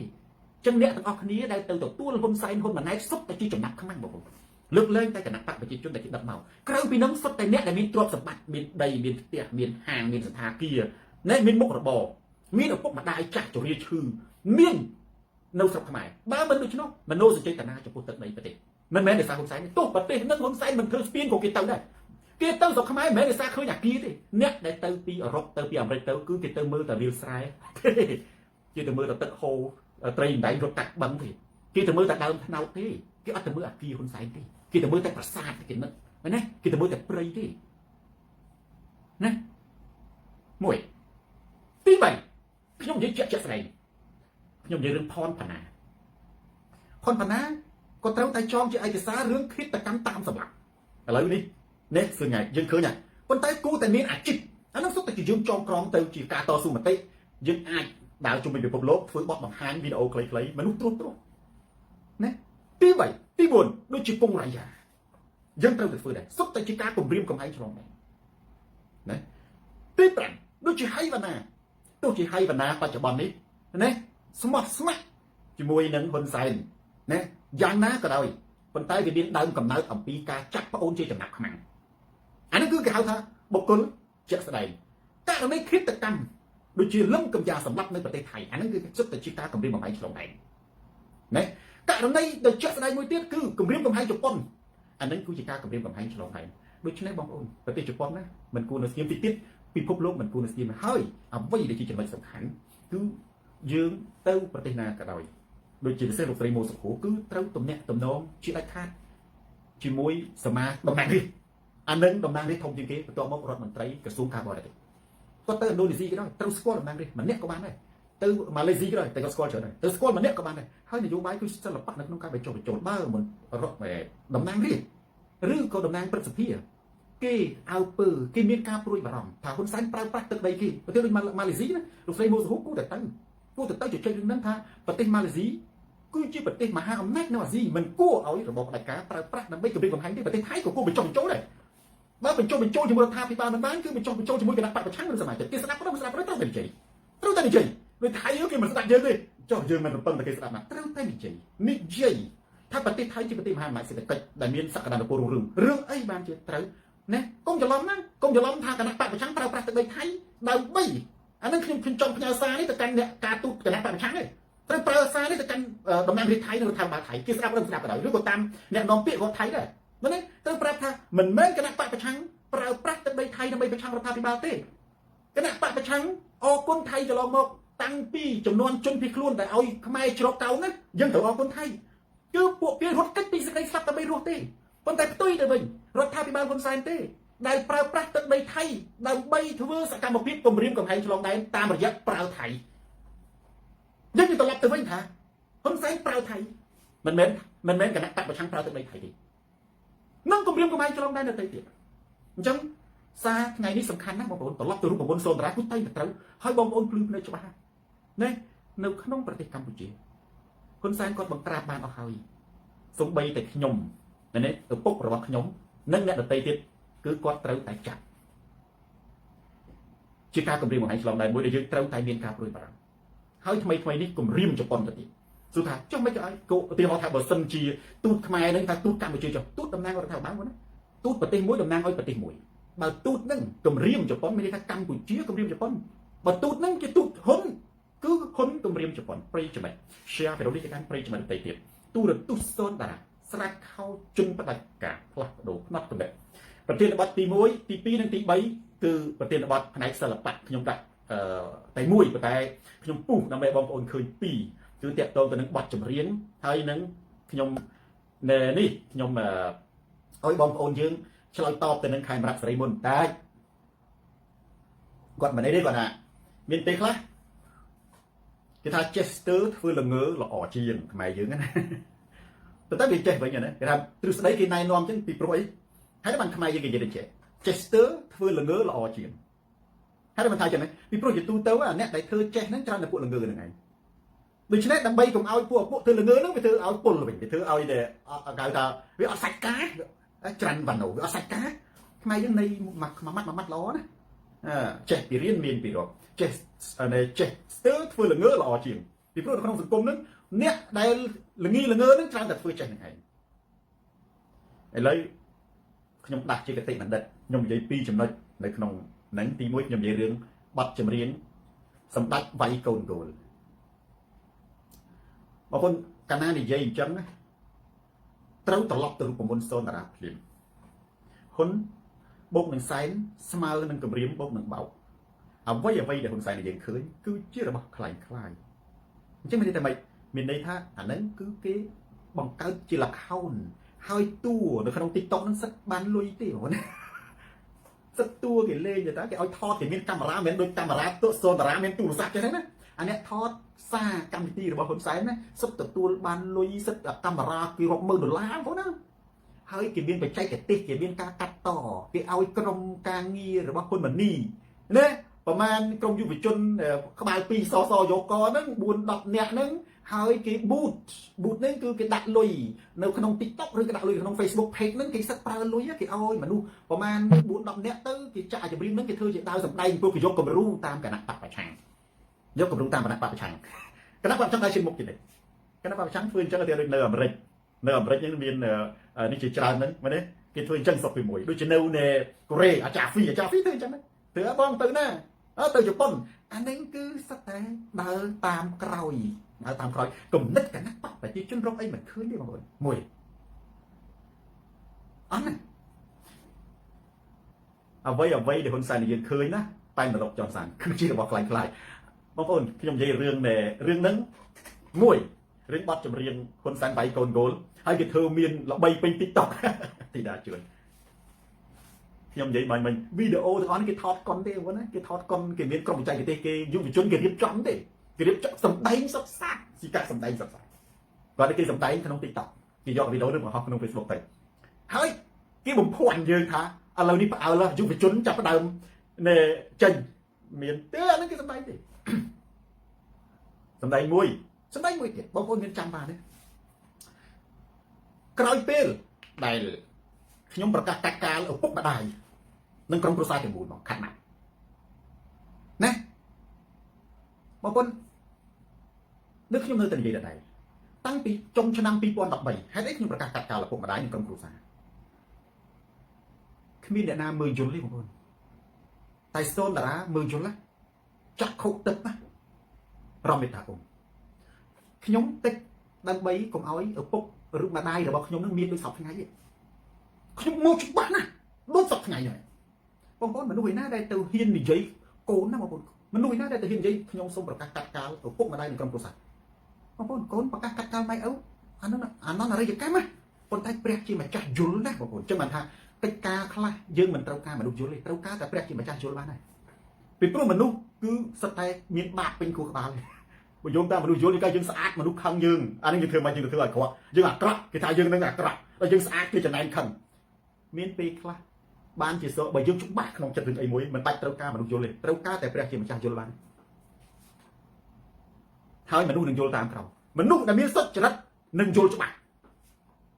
សូមបុណ្យសូមហើយបានខ្ញុំប្រកាសកាត់ហ៊ានដល់ប្រកាសកាត់កាលឪពុកម្ដាយក្រុមគ្រួសារពីតោះតែខ្ញុំមើលពីសពថ្ងៃហ្នឹងខ្ញុំគិតនៅតែគិតអត់ផុតប៉ុន្តែយ៉ាងហោចក៏ខ្ញុំបានដឹងថាហ៊ុនសែនដើរផ្លូវហ្នឹងដែរហ៊ុនសែននៅតែចាញ់ខ្ញុំដដែលពួកខ្ញុំដឹងហ៊ុនសែនហ៊ានអ្នកនៅស្រុកខ្មែរណាហ៊ានប្រកាសកាត់កាលឪពុកម្ដាយក្រុមគ្រួសារយ៉ាងហោចខ្ញុំនៅតែដឹងដដែលខ្ញុំនៅតែមើលថាហ៊ុនសែននឹងធ្វើសកម្មភាពនឹងដដែលមែនបងប្អូនរយៈពេលប្រហែលមួយឆ្នាំជាងណាគឺឪពុករបស់ខ្ញុំត្រូវគេចាប់ជាចំណាប់ខ្មាំងដូចការគិតរបស់ខ្ញុំហើយអ្វីដែលខ្ញុំប្រកាសកាត់កាលឪពុកម្ដាយនិងក្រុមគ្រួសារគឺខ្ញុំមិនចាំឲ្យមានរឿងនឹងកើតឡើងប៉ុន្តែដល់ពេលឥឡូវនេះខ្ញុំមិនអាចកាត់កាលទេខ្ញុំត្រូវតែតស៊ូមតិខ្ញុំត្រូវតែណាលះបង់ដើម្បីប្រទេសជាតិលះបង់ដើម្បីយុត្តិធម៌ខ្មែរទាំងមូលហើយធ្វើការតស៊ូមតិវិញអញ្ចឹងបងប្អូនក្រោយពីខ្ញុំប្រកាសកាត់កាលឪពុកម្ដាយរបស់ខ្ញុំនិងក្រុមគ្រួសារបងប្អូនមានចាំបានទេដោយការឌីងសូហ្វី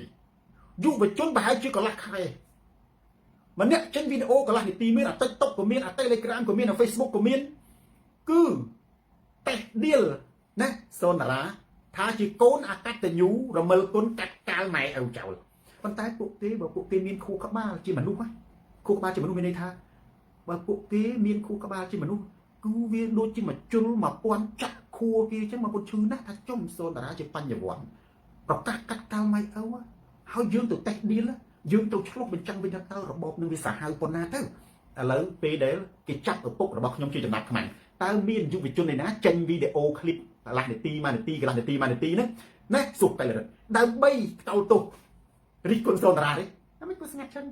ទៀតទៅអញ្ចឹងអានឹងសិតតែគេរៀបចំទាំងអស់អេក្សាមៃសុទ្ធតែជាការសម្ដែងទាំងអស់កាលពីអសូនតារាប្រកាសកាត់កាលគឺមានក្រុមយុវជនហ្នឹងគឺចេញមកមិនក្រុមយុវជនក្រុមមហាជនព្រោះមានតែចាស់មានតែសាស្ត្រាចារ្យមានគ្រូបង្រៀនទៀតគេឲ្យទាំងគ្រូបង្រៀននិយាយបងអសូនតារាគ្រូគេឲ្យទាំងគ្រូបង្រៀននិយាយទៀតវីដេអូនោះបង្ហោះពេញ Facebook បង្ហោះពេញបណ្ដាញទូរទស្សន៍នៅក្នុងប្រទេសកម្ពុជាបង្ហោះថាសូនតារាកាត់កាលម៉ែឪទាំងអស់សំណាងកាយ សួរថាហ្នឹងចេញពីទឹកចិត្តពួកគេទេអត់ទេគេសឹករៀបចំតែដូចគ្នាអារឿងណែបទចម្រៀងហ៊ុនសែនបៃកូនគោលក៏គេសម្ដែងដែរមួយរីបុរមួយជាការដាក់សតិបងប្អូន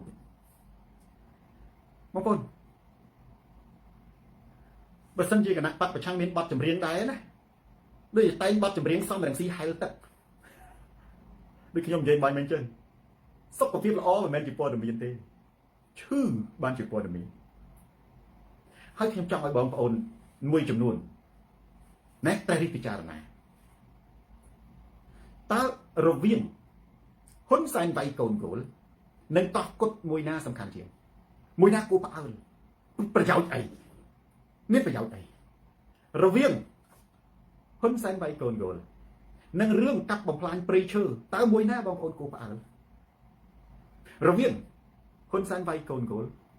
និងការចាប់សកម្មជនដាក់គុកតើមួយណាគួរផ្អើលហ៎រឿងហ៊ុនសែនវាយកូនគោលនិងបទនេសាទជនជាតិយួនបរទេសចូលមកនេសាទក្នុងដែនសមុទ្រខ្មែររាល់ថ្ងៃតើមួយណាជាព័ត៌មានតើមួយណាដែលបងប្អូនគួរភ្ញាក់ផ្អើលរវាងហ៊ុនសែនវាយកូនគោលនិងការគំរាមកំហែងឆ្លងដែនការចាប់មនុស្សចូលគុករាល់ថ្ងៃតើមួយណាបងប្អូនគួរភ្ញាក់ផ្អើលនៅលើលោកនេះមានតែស្រុកខ្មែរទេដែលផ្អើលរឿងវាយកូនគោលនោះបងអានេះគឺជារឿងឯកជនរបស់មនុស្សទេរឿងឯកជនរបស់មនុស្សទេកីឡាដូចដូណាត្រាំក៏ចូលចិត្តហ្គោលហ្នឹងទៅសំរងស៊ីក៏ចូលចិត្តហែលទឹកទៅសូនរ៉ាចូលចិត្តលេងបាល់ទាត់ចឹងទៅមនុស្សទាំងអស់គេមានកីឡារៀងខ្លួនអានេះជារឿងឯកជនទេប៉ុន្តែសួរថាហេតុអីបានគេធ្វើចឹងអានឹងខ្ញុំចង់និយាយថា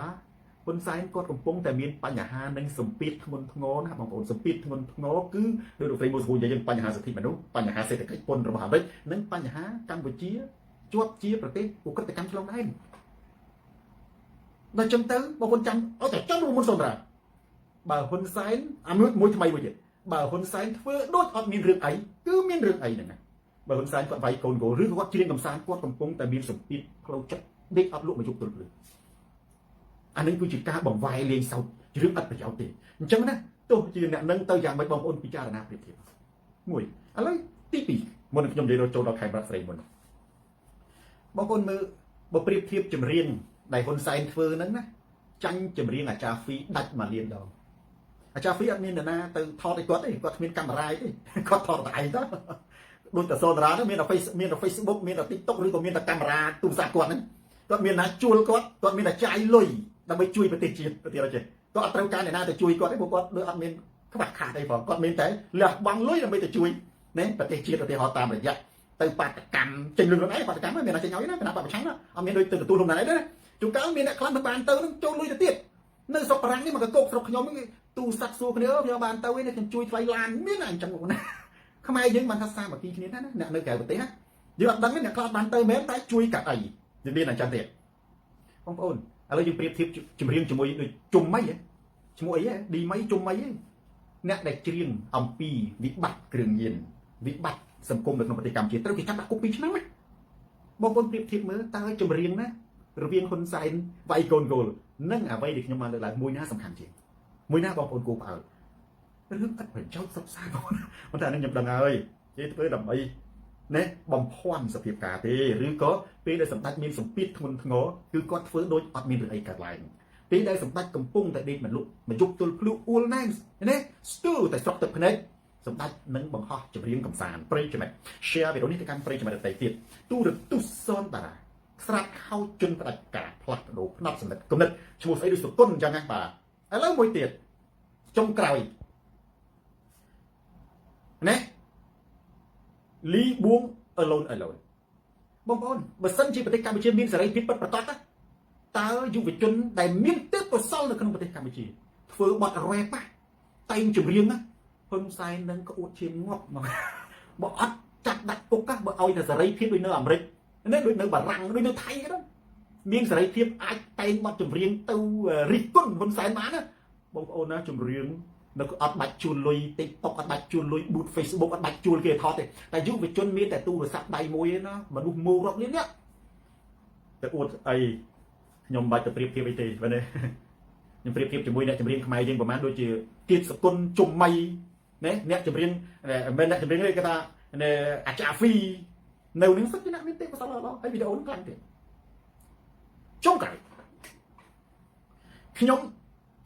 បានអានសារខេមរៈសិរីមុនមិនមែនខ្ញុំអានដោយចៃដន្យទេគឺបងប្អូនយើងគាត់ screenshot ហើយផ្ញើមកខ្ញុំជាទម្លាប់ខ្ញុំពេលដែលគេ screenshot ផ្ញើមកខ្ញុំត្រូវវាយឈ្មោះចូលទៅមើលដើម្បីបញ្ជាក់ថាតើវាជា page ពិតឬក៏ page គេប្រឌិតបង្ខូចគាត់មរតកខ្ញុំមើលទៅ page គាត់មែនគាត់និយាយវែងតែមានន័យថាហេតុអីបានជាយើងចង់ឲ្យកម្ពុជានឹងមានសង្គ្រាមន័យគាត់អញ្ចឹងហើយគាត់ឲ្យយើងថាមើលប្រទេសកម្ពុជារយៈពេល500ឆ្នាំមុននឹងឥឡូវតើវាយ៉ាងម៉េចគាត់ចង់និយាយថាខ្មែរណាខៀវគិនតារាទាំងអស់នៅគណៈបកប្រឆាំងហ្នឹងគាត់ថាជាមនុស្សល្ងើទាំងអស់ក្នុងនោះមានសូនតារាដែរអត់ដឹងថាអត់ចេះមើលប្រវត្តិសាស្ត្រកម្ពុជាកាលពី500ឆ្នាំមុនក្រោយ500ឆ្នាំមុនរហូតដល់ឥឡូវគាត់ចង់និយាយថាដានីវីរៈគឺមានសង្គ្រាមបង្ហូរឈាមទើបតែឥឡូវទេដែលប្រទេសកម្ពុជាមានសុខសន្តិភាពស្ថិរភាពនយោបាយដល់នេះខ្ញុំចង់និយាយត្រឡប់ទៅវិញរឿងសុភាសិតខ្មែរយើងនិយាយថាអញ្ចឹងបើភ្លើធ្វើល្ងើល្អជាងឬក៏គេហៅថាបើចេះស្ទើមិនមែនភ្លើទេគេថាបើដូចគ្នាពាក្យខ្លះធ្ងន់គេថាបើភ្លើធ្វើល្ងើល្អជាងតែមិនមែនពាក្យជាពាក្យដូនតាមួយទៀតគេនិយាយទៅថាបើចេះស្ទើធ្វើល្ងើល្អជាងចម្លើយទៅកាន់បងប្អូនយើងដើម្បីបងប្អូនយើងនឹងមានពាក្យទៅខមមិនឬក៏បើសិនជាខេមរៈសិរីមុនគាត់បានចូលមើលគាត់មិនជារៀនទេគាត់ត្រូវអរគុណគាត់អាចគ្រប់ខ្ញុំជាគ្រូបានទៅខ្ញុំនិយាយលក្ខណៈវិទ្យាសាស្ត្រទេតែខ្ញុំមានថាគាត់ទេសៅខំជាផ្នែកមួយនៃការបញ្ចេញមតិគាត់ណាយើងត្រូវតែឆ្លើយតបដើម្បីឲ្យមហាជនយល់វិញហើយដើម្បីឲ្យគាត់នឹងយល់សង្គ្រោះគាត់ផងត្រង់ថាគាត់ទទួលយកឬមិនទទួលយកអានេះជារឿងរបស់គាត់ត្រូវសង្គ្រោះគាត់ដែរខ្ញុំឆ្លើយពី3ចំណុចដូចតទៅណាដើម្បីបំភ្លឺអ្នកទាំងអស់គ្នាជាពិសេសបំភ្លឺខេមរៈសិរីមុនដែរទី1កាលពី500ឆ្នាំមុននៅលើពិភពលោកយើងនេះប្រទេសណាក៏វាមានសង្គ្រាមដែរណាមិនមែនមានតែកម្ពុជាទេមានតែនៅអឺរ៉ុបមានតែប្រទេសស្វីសទេដែលមានសន្តិភាពប្រហែលជា500ឆ្នាំក្រៅពីនឹងសូម្បីតែស៊ុយអែកដាណាម៉ាក់អីក៏ធ្លាប់មានសង្គ្រាមដែរ500ស៊ុយអែកទៅបែរទៅ300ឆ្នាំមុននេះទេមុនគេបន្តមកអាហ្នឹងណាទីអត់ដឹង500ឆ្នាំទី2ខ្ញុំប្រាប់ទៅសេរីមុនថាសង្គ្រាមទើបសង្គ្រាម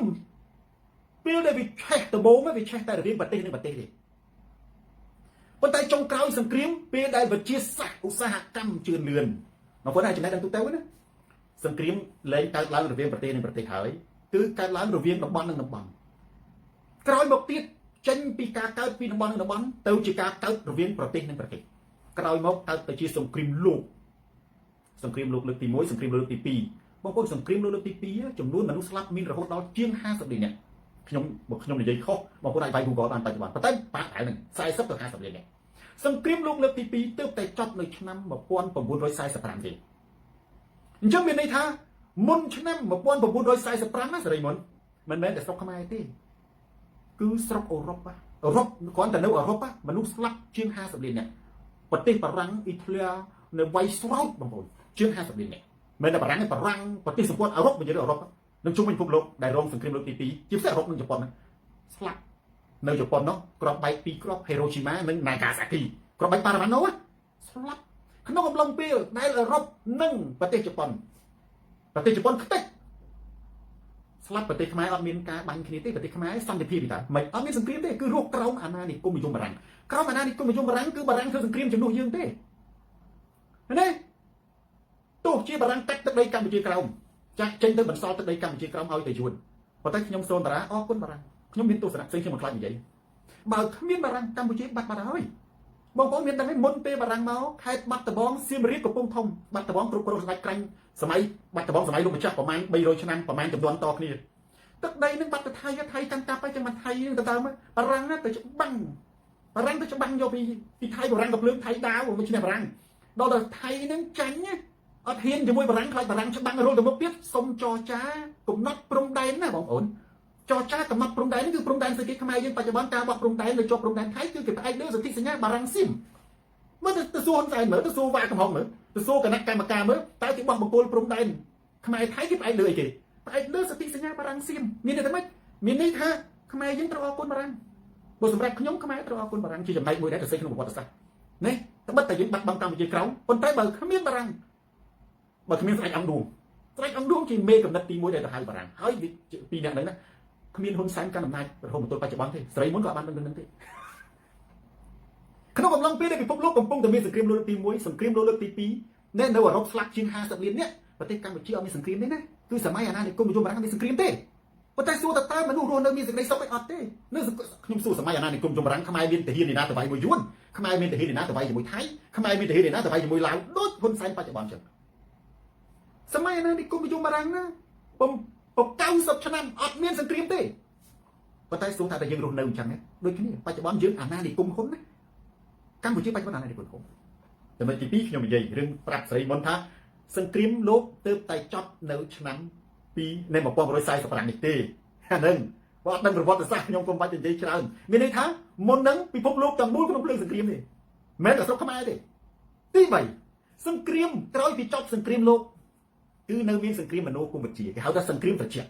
សង្គ្រាមត្រជាក់គឺជាសង្គ្រាមដណ្ដើមឥទ្ធិពលរវាងកុម្មុយនីសនិងសេរីទើបតែចប់នៅឆ្នាំ70នេះទេសេរីមុនអត់ដឹង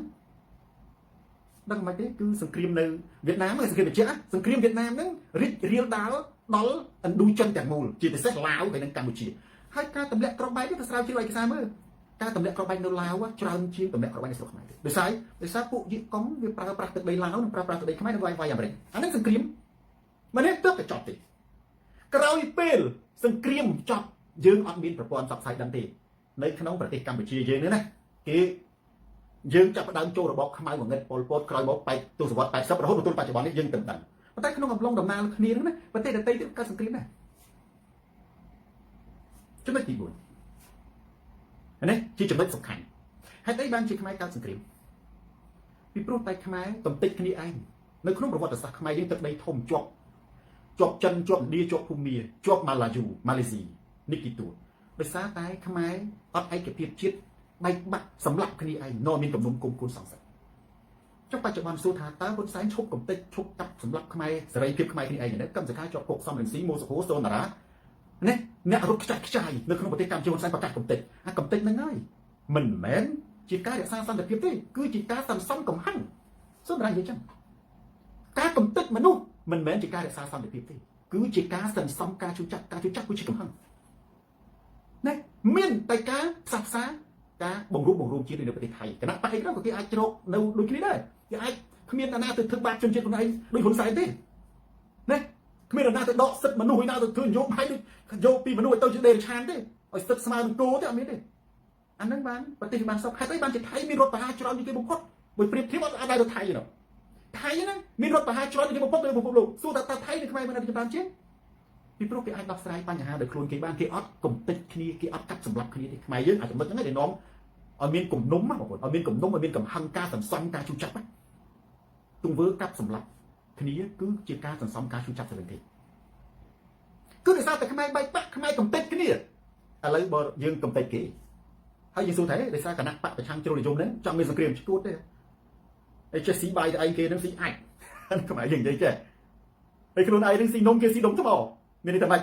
មានន័យថាសន្តិភាពមិនស្រឡាញ់គេតែអ្នកឯងតែគេចឹងចេះស្រឡាញ់សន្តិភាពទេហើយបើគេនឹងស្អប់សន្តិភាពគេរត់ទៅស្រុកអាមេរិករត់មកបារាំងទៅអីគេរត់ទៅស្រុកអ៊ុយក្រែននោះគេរត់ទៅស្រុកលីប៊ីនោះកំពុងតែបាញ់គ្នានោះមនុស្សដែលរត់ចេញពីរបបហ៊ុនសែនព្រោះតែរបបនោះវាអត់មានសន្តិភាពអត់មានសន្តិសុខទេសច្ចៈលោកីមនុស្សដែលរត់ចេញពីរបបហ៊ុនសែនទៅធ្វើការស្រុកគេស្រុកយើងអត់ការងារធ្វើហើយសន្តិភាពហ្នឹងឲ្យស្រឡាញ់តែអ្នកឯងគេអត់ចេះសន្តិភាពហើយរំឈុនហ្នឹងទៅធ្វើសង្គ្រាមហើយសំរងស៊ីហ្នឹងទៅធ្វើសង្គ្រាមហើយសុនតារាទៅធ្វើសង្គ្រាមកុំអង្គុយដល់អាពតអង្គុយចោតគេអាមនុស្សដកដលងទៅថាគេខ្មាំងក្បត់អង្គការទៅកំទេចអង្គការទៅកំទេចអីមនុស្សឃ្លានណាឥឡូវខ្ញុំសួរទៅគណៈបកប្រជាជនណាតែពាក្យសន្តិភាពហ្នឹងហើយខ្ញុំសុនតារាហ្នឹងទៅស្អប់សន្តិភាពព្រឹកអីហើយខ្ញុំសុនតារាហ្នឹងទៅស្អប់សន្តិភាពទៅយើងអាចទៅធំខ្ញុំមានតែប្រឆាំងសន្តិភាពណាខ្ញុំប្រឆាំងការកាំងប្លាញ់ប្រៃជើខ្ញុំប្រឆាំងទៅនឹងអំពើពុករលួយខ្ញុំប្រឆាំងទៅនឹងការគម្រាមកំហែងឆ្លងដែនខ្ញុំប្រឆាំងទៅនឹងការរំលោភសិទ្ធិមនុស្សអាហ្នឹងវាមិនមែនជាសន្តិភាពទេវាជាបទឧក្រិដ្ឋខ្ញុំប្រឆាំងបទឧក្រិដ្ឋចំណុចចុងក្រោយឈតជន់ខ្ញុំបាច់និយាយរឿងប្រវត្តិសាស្ត្រច្រើនទេបងប្អូនណាខ្ញុំប្រាប់សេរីមុនរឿងមួយក៏អត់ដឹង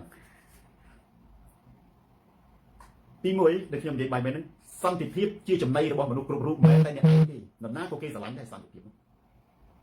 ក កុំយកអានឹងមកធ្វើអាជីវកម្មកាប់សម្លាប់កុំដូចពលពតប្រើប្រាស់កម្ពុជាប្រជាកុំប្រើប្រាស់ប្រជាធិបតេយ្យទៅកាប់សម្លាប់ជីវិតមនុស្សកុំប្រើប្រាស់សន្តិភាពដើម្បីជាមធ្យោបាយចាក់ចងការពីបុគ្គល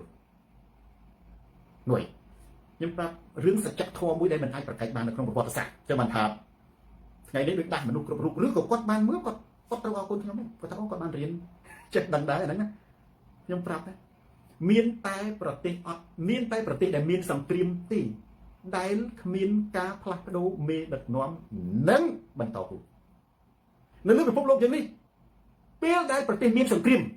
គឺគ្មានការផ្លាស់ប្ដូរទេណាខំប៉ុណ្ណារហូតមានប្រទេសខ្លះចេញជាច្បាប់អាញាសិទ្ធិអញ្ចឹងបានជាកូរ៉េប្រឆាំងជាមួយប្រទេសនៅប្រដីដែលចេញច្បាប់អាញាសិទ្ធិហ្នឹងច្បាប់ដែលដាក់ប្រទេសក្នុងគ្រាអាសន្នហ្នឹងប្រទេសបារាំងក៏មានដែរនៅពេលដែលបារាំងមានសង្គ្រាមស្រាប់រុស្ស៊ីវាយលុកប្រទេសបារាំងស្អែកឧទាហរណ៍ម៉ាក្រុងអត់ត្រូវការបោះឆ្នោតទេណាត្រូវខ្លាយជាមេបញ្ជាការកងទ័ពធ្វើសង្គ្រាមប្រជាជនទាំងអស់អត់និយាយបោះឆ្នោតទេត្រូវក្រោកឈរប្រជាជនបារាំងទាំងអស់ត្រូវក្រោកឈរដើម្បីធ្វើសង្គ្រាមដូចគ្នានៅអាមេរិកក៏ចឹងដែរនៅអាមេរិកយកស្រាប់ស្អែកឡើងគួយបាឬក៏មិចស៊ីកូវាយអាមេរិកស្រោចប្រធានាធិបតីដូណាល់ត្រាំអត់ត្រូវការបោះឆ្នោតទេប្រជាជនអាមេរិកនេះត្រូវក្រោកឈរដើម្បីការពារជាតិសង្គ្រាមការពារជាតិប៉ុន្តែអាមេរិកវាមិនដែលមានសង្គ្រាមវាយចូលលោកមានតែសង្គ្រាមនៅក្រៅជាប្រទេសវាដែលមានប៉ះពាល់មានការបោះឆ្នោតខ្ញុំប្រាប់សេរីមុននឹងប្រាប់បងប្អូនអរគ្នាណាតែនេះគឺពិតគឺថ្ងៃមិនអាចរកអីមកជំទាស់បានទេអានប៉ុណ្ណានៅលើផែនដីយើងមានតែប្រទេសកំពុងតែមានសង្គ្រាមទេដែលគ្មានការផ្លាស់ប្ដូរមេដឹកនាំខ្ញុំលើកឧទាហរណ៍2 3ចុះប្រទេសនៅអាមេរិកកាលពីស្រុកកើតសង្គ្រាមដណ្ដើមអាណាដណ្ដើមឯករាជ្យពីអង់គ្លេសអត់ទាន់មានការផ្លាស់ប្ដូរមេដឹកនាំទេក្រោយពេលអាមេរិកទទួលបានឯករាជ្យវ៉ាស៊ីនតោនអាមេរិកលែងមានសង្គ្រាមអាណានិគមឯងគ្រាន់តែនៅសល់សង្គ្រាមដណ្ដើមភូមិភាគទឹកដីប៉ុន្តែយើងចង់ថាពេលអាមេរិកចប់សង្គ្រាមដណ្ដើមឯករាជ្យពីអង់គ្លេសពេលនោះអាមេរិកទើបមានការផ្លាស់ប្ដូរការនៅសង្គ្រាមមុនសង្គ្រាមមានការផ្លាស់ប្ដូរគឺរួមមានធ្វើសង្គ្រាមសិនគឺចាប់ពីចតវ៉ាស៊ីនតោនមករហូតអាប់រ៉ាហាំលីនខុនរហូតមកដល់បច្ចុប្បន្នប្រធានាធិបតីទី48 49ដល់ដូណាល់ត្រាំមួយដូចគ្នានៅប្រទេសបារាំងមុនសង្គ្រាមគ្មានការផ្លាស់ប្ដូរទេក្រោយពេលដែលបារាំងចប់សង្គ្រាមក្រោយសង្គ្រាមលោកទី2ចាប់នេះដោយ Charles de Gaulle គាត់យើងមានផ្លូវមួយឈ្មោះ Charles de Gaulle នៅនាងកុងហ៊ីងអាហ្នឹងឈ្មោះប្រធានាធិបតីបារាំងដែលបញ្ចប់សង្គ្រាមលោកចាប់ពី Charles de Gaulle មកគឺបារាំងមានការផ្លាស់ប្ដូរតាមរយៈការបោះឆ្នោតមែនទេនៅប្រទេសជប៉ុនដូចគ្នាកាលពីសង្គ្រាមគ្មានការផ្លាស់ប្ដូរទេក្រោយពេលចប់សង្គ្រាមមានការផ្លាស់ប្ដូរនៅលើពិភពលោកយើងនេះប្រទេសជាច្រើនមិនដែលប្រទេសណាដែលមានសង្គ្រាមមានការផ្លាស់ប្ដូរទេមានតែប្រទេសដែលមានសន្តិភាពប៉ុណ្ណោះដែលមានការផ្លាស់ប្ដូរមានលក្ខណៈឥឡូវយើងសួរត្រឡប់ទៅប្រទេសកម្ពុជាវិញតើប្រទេសកម្ពុជាហ្នឹងកំពុងតែកើតសង្គ្រាមឬបានជាកាន់អំណាចតពុជគ្មានការផ្លាស់ប្ដូរខ្ញុំលើកឧទាហរណ៍មួយទៀតនៅអ៊ុយក្រែនមានការបោះឆ្នោតទេបងណាអ៊ុយក្រែនមានការបោះឆ្នោតទេដោយសារស្រុកកើតសង្គ្រាមអានេះច្បាប់នៅបារាំងច្បាប់អ៊ុយក្រែននៅបារាំងចឹងព្រោះពេលដែលស្រុកកើតសង្គ្រាមគេវាយលុកចូលប្រទេសគឺប្រធានាធិបតីត្រូវតែខ្លាយជាមេបញ្ជាការអត់ទេអ៊ុយក្រែនបើអត់មានសង្គ្រាមមិនមែនZelensky ប្រកាសទៅកាន់អំណាចទេណាបងប្អូនសាកអ៊ុយក្រែនអត់មានការវាយលុកពីរុស្ស៊ីមុនពេលសង្គ្រាមនៅអ៊ុយក្រែនប្រទេសអ៊ុយក្រែនមានការផ្លាស់ប្ដូរ Zelensky ក៏ទើបជាប់ឆ្នោតដែរ Zelensky ជាប់ឆ្នោតភ្លាមរុស្ស៊ីវាយភ្លាមអញ្ចឹងមានន័យថាម៉េចមុនពេលសង្គ្រាមនៅអ៊ុយក្រែនមានការផ្លាស់ប្ដូរក្រោយពេលមានសង្គ្រាមអត់មានការផ្លាស់ប្ដូរអញ្ចឹងខ្ញុំគ្រាន់តែប្រាប់ទៅបងប្អូនយើងវិញណាការផ្លាស់ប្ដូរតាមបែបលទ្ធិប្រជាធិបតេយ្យការចូលរួមបោះឆ្នោតការគោរពសិទ្ធិមនុស្សនីតិរដ្ឋនៃអហិង្សាមិនមែនជាសង្គ្រាមទេផ្ទុយទៅវិញពួកអ្នកឯងទេដែលប្រើប្រាស់សន្តិភាពជាមធ្យោបាយដើម្បីកាប់សម្លាប់សេរីភាពទេហើយកុំឈួតពេកសន្តិភាពមិនមែនស្រឡាញ់តែអ្នកឯងទេបើនិយាយឲ្យខ្លីទៅហើយក៏មិនមែនស្រឡាញ់តែសូនតារាដែរមនុស្សសត្វទាំងអស់ស្រឡាញ់សន្តិភាពគ្មាននរណាម្នាក់ដែលមិនស្រឡាញ់សន្តិភាពទេប៉ុន្តែគ្រាន់តែថាអ្នកឯងយកសន្តិភាពជាចំណាប់ខ្មាំងអានឹងគឺវាមិនមែនជាសន្តិភាពទេហើយខ្ញុំនិយាយតែនេះភ្លឺណាចំណុចអាសរុបចុងក្រោយនេះសរុបមកគឺថា500ឆ្នាំមុននៅប្រទេសណាក៏មានសង្គ្រាមដែរហើយសង្គ្រាមទើបតែចប់អាសង្គ្រាមធំពិភពលោកចប់ឆ្នាំ70នេះទេសង្គ្រាមដែលផ្អើលរំបាញ់ពិភពលោកគឺសង្គ្រាមចុងក្រោយសង្គ្រាមមនុស្សកម្ពុជាវៀតណាមនេះទើបតែចប់ឥឡូវនេះទេហើយខ្ញុំប្រាប់សេរីមុនថាដើររកប្រទេសមួយមកប្រទេសដែលគ្មានការផ្លាស់ប្ដូរគឺជាប្រទេសដែលមានសង្គ្រាមក្រោយពេលចប់សង្គ្រាមប្រទេសនោះតែងតែមានការផ្លាស់ប្ដូរហើយនៅលើពិភពលោកនេះមានតែប្រទេសដែលមានការផ្លាស់ប្ដូរដូចខោទឹកនោមកូនក្មេងទេជាប្រទេសមហាអំណាចនេះចម្រើនដូចជានៅជប៉ុន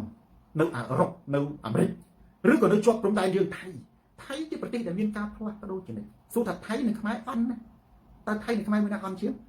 តើថៃ ចាប់ដើមផ្លាស់ប្ដូរពេលណាចាប់ដើមផ្លាស់ប្ដូរពេលចប់សង្គ្រាមទេបងណាកាលប្រទេសថៃអត់ឆ្លងសង្គ្រាមច្រើនតែក្នុងអំឡុងពេលកាលពីស្រុកថៃនៅកំពុងកើតសង្គ្រាមក៏មានការផ្លាស់ប្ដូរដែរប្រទេសថៃចាប់ដើមមានការផ្លាស់ប្ដូរពេលដែលស្រុកមានសន្តិភាពហើយនៅកម្ពុជាបើអ្នកឯងអួតថាស្រឡាញ់សន្តិភាពមានសន្តិភាពហើយហេតុអីបានជាអនុវត្តការអនុវត្តនេះធម្មគុកធម្មនុញ្ញហើយគ្មានការផ្លាស់ប្ដូរប្រិយមិត្ត share វីដេអូនេះទៅកាន់ប្រិយមិត្តដទៃទៀតទូរទស្សន៍សូនតាស្រាត់ខោជន់ផ្ដាច់ការផ្លាស់ប្ដូរផ្នត់គំនិតអានេះជាចំណេះដឹងទូទៅមួយសម្រាប់បងប្អូនយើងទូទៅណាដើម្បីឲ្យមើលឃើញថាប៉ិតអ្វីដែលសូនតានិយាយគឺប៉ិតអញ្ចឹងដោយសារតែពេលវេលាមានកំណត់ហើយខ្ញុំសូមបញ្ចប់ការផ្សាយផ្ទាល់ត្រឹមនេះអរគុណប្រិយមិត្តដែលបានតាមដានទស្សនាការផ្សាយផ្ទាល់នេះតាំងពីដើមដល់ចប់ share វីដេអូនេះទៅកាន់ប្រិយមិត្តដទៃទៀតទូរទស្សន៍សូនតាទៅដល់ទីណាការផ្លាស់ប្ដូរផ្នត់គំនិតទៅដល់ទីនោះការផ្លាស់ប្ដូរផ្នត់គំនិតទៅដល់ទីណាការយល់ដឹងទៅដល់ទីនោះការយល់ដឹងទៅដល់ទីណាហ៊ុនសែនចប់ទៅដល់ទីនោះស្ដាប់សូនតាទៅបញ្ញាផ្លែស្ដាប់ហ៊ុនម៉ាណែតអត់ទឹកដងមែនតែនស្ដាប់ហ៊ុនសែនទៅរោគចិត្តចាញ់ក្មេងកតិបណ្ឌិតទៅចាប់ធ្វើបាបឪទូរទស្សន៍សូនតាស្រាត់ខោជន់ផ្ដាច់ការផ្លាស់ប្ដូរផ្នត់គំនិតយើងជួបគ្នាសាជាថ្មីម្ដងទៀតនៅថ្ងៃក្រោយតាមពេលវេលានឹងមកដល់ដែរសូមអរគុណសូមជម្រាបលារាត្រីសួស្ដី